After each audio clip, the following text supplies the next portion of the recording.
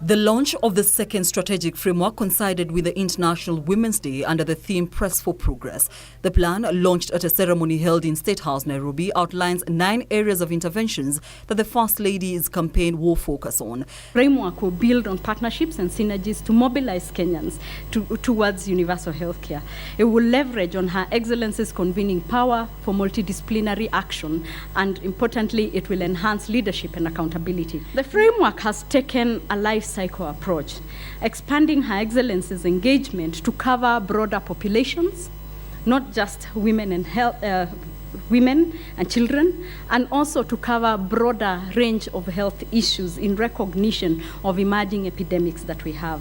The new plan, which has now been aligned with Sustainable Development Goals, is linked to President Uhuru Kenyatta's Big Four agenda and Vision 2030 on provision of universal healthcare by 2022. The First Lady said the new framework builds on the first 2013-2017 action plan and addresses health challenges from childhood, adolescent, adulthood and old age. We must learn from our experience through the data and through listening to our partners so that we can hasten the day when no Kenyan woman or child goes without the care they need.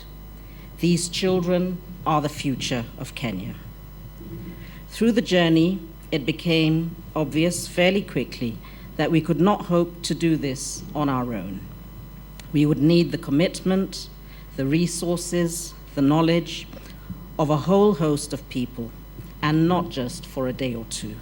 The first plan was delivered through the transformative and innovative Beyond Zero initiative, which focused on HIV/AIDS interventions and maternal health. During the first phase, the First Lady distributed 52 fully equipped mobile clinics in all the 47 counties that became centers of medical tests and provision of healthcare and medicine, while the First Lady's half marathons became important platforms for mobilizing funds and creating awareness. 5 years on, we are far more confident. We have learned much, we have achieved much.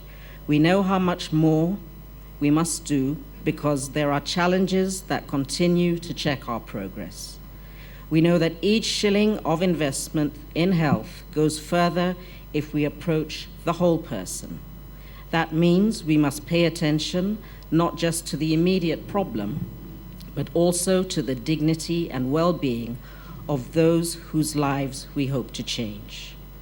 This new framework adopts a life cycle approach, addressing challenges at different stages of life as Kenyans move from childhood, adolescence, into adulthood and old age. The ceremony was attended by President Uhuru Kenyatta and various representatives of both national and county government, ambassadors and other stakeholders. Chinese ambassador who was present at the launch donated medical equipment worth 13 million for babies and mothers. Good friend and good partner, China has always been fully supportive of Kenya's strong efforts to improve public health care.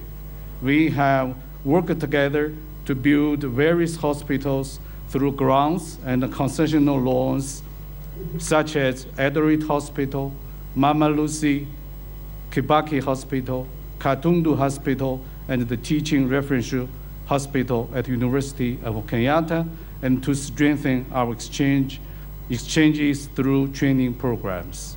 Since the launch of Beyond Zero, we at the Chinese Embassy have offered our support by funding the purchase of mobile clinics to counties and medical equipment for 4 consecutive years. The equipment will benefit 6 health facilities, 3 in Nairobi and 3 in Tana River counties.